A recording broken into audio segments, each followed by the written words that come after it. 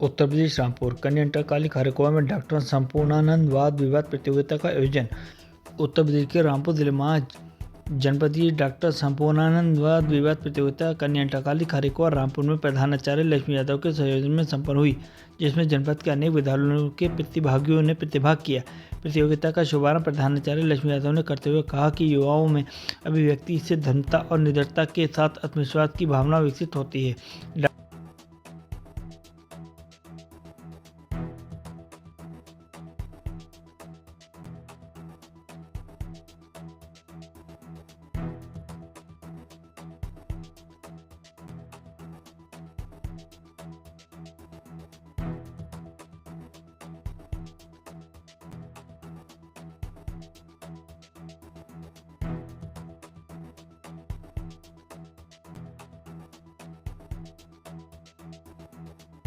विकसित होगा जहां युवा ही बेरोजगार होगा। वो देश क्या विकसित होगा जहां युवा ही बेरोजगार होगा, अनपढ़ के हाथों में सत्ता और शिक्षा की लाचार होगा। आदरणीय मुख्य अतिथि महोदय, समस्त निर्णायक मंडल, प्रधानाचार्य और मेरे प्रिय गुरुजनों को सादर प्रणाम। मैं जन्नत कन्या इंटर कॉलेज खरकवा रामपुर कक्षा 12 की छात्रा जन्नत। वाद विवाद की इस प्रतियोगिता में आज का मेरा विषय है विकसित भारत 2047 एक स्वप्न या वास्तविकता। इस पर मैं विपक्ष में अपने विचारों को प्रस्तुत करने जा रही हूँ। भारत एक ऐसा देश है जिसकी संस्कृति, सभ्यता और विविधता का कोई मुकाबला नहीं, लेकिन जब बात विकसित भारत की आती है तो हमें कुछ गंभीर विषयों पर विचार करना होगा। देखिए, विकसित होने का मतलब केवल एक आर्थिक समृद्धि से नहीं है, यह स्वास्थ्य और पर्यावरणीय विकास के समक्ष एक समग्र दृष्टिकोण से है। आज हमारे देश में गरीब और अमीर के बीच एक बहुत बड़ी खाई उत्पन्न होती जा रही है। हमें इस खाई को कम करने की जरूरत है, तभी हमारा देश एक विकसित भारत बन सकेगा। हमारे शिक्षण संस्थानों की गुणवत्ता अंतर्राष्ट्रीय संस्थानों के मुकाबले बहुत कम है। हमारे देश को विकसित करने के लिए हमारे प्रधानमंत्री श्री माननीय नरेंद्र मोदी जी ने 5 तत्व बताए हैं, जिनमें से पहला तत्व या मानक है भूखमरी और गरीबी का उन्मूलन। मैं इन तत्वों को आपके समक्ष प्रस्तुत करना चाहती हूँ। किसी भी देश के सामने सबसे बड़ी समस्या होती है, वो है भूखमरी और गरीबी का उन्मूलन। यदि यह समस्या किसी भी देश में है तो यह उसके विकास में एक बहुत बड़ी बाधा बन सकती है।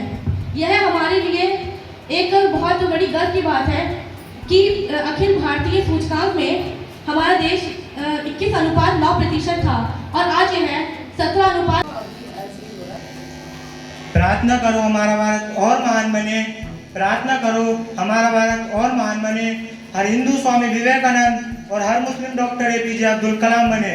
माननीय अतिथिगण एवं आदरणीय प्रधानाचार्य जी एवं निर्णायक मंडल और मेरे प्यारे साथियों, आप सभी को मेरा शुभ प्रभात। मेरा नाम विवेक है, मैं राजकीय जुल्फिकार इंटर कॉलेज का छात्र हूँ। आज यहाँ विकसित भारत 2047 स्वप्न है या वास्तविकता के विषय में अपने पक्ष में विचार प्रस्तुत करना चाहता हूँ। जैसा कि हम जानते हैं कि भारत एक विकासशील देश की श्रेणी में आता है।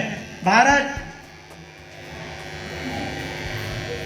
कई क्षेत्रों में अपना परचम भी लहरा रहा है, लेकिन मेरी कल्पना में सन 2047 में आते आते भारत विकसित देशों में शामिल हो जाएगा। तो अन्य देश करने में असमर्थ है, फिर चाहे वो चंद्रयान हो या मंगल मिशन।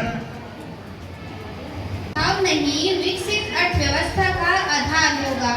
जाति धर्म का भाव नहीं विकसित अर्थव्यवस्था का आधार होगा। 2047 में सुरक्षित और आत्मनिर्भर भारत का सपना साकार होगा। 2047 में सुरक्षित और आत्मनिर्भर भारत का सपना साकार होगा।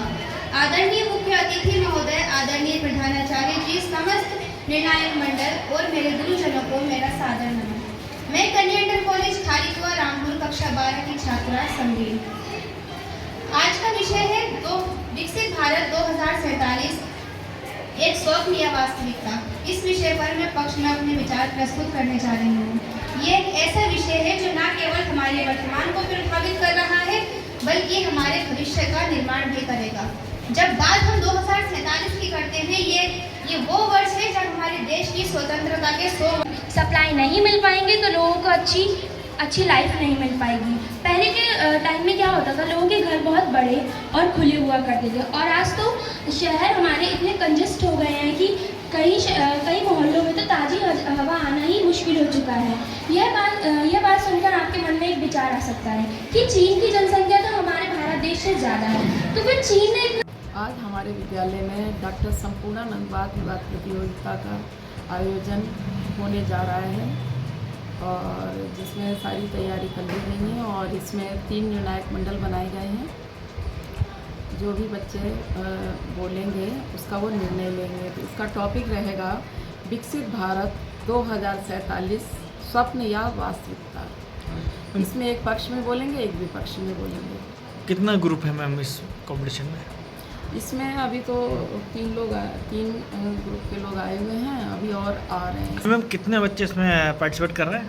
इसमें ज़्यादा से ज़्यादा बच्चे प्रतिभाग कर रहे हैं। कई स्कूलों से छात्र और छात्राएं दोनों आए हुए हैं जो इसमें प्रतिभाग कर रहे हैं। मैम प्रथम और द्वितीय तृतीय स्थान पर आने वालों को उनको क्या सम्मानित किया जाएगा? प्रथम और जो भी इसमें प्रथम और द्वितीय आएंगे, ये मंडल स्तर में प्रतिभाग करेंगे।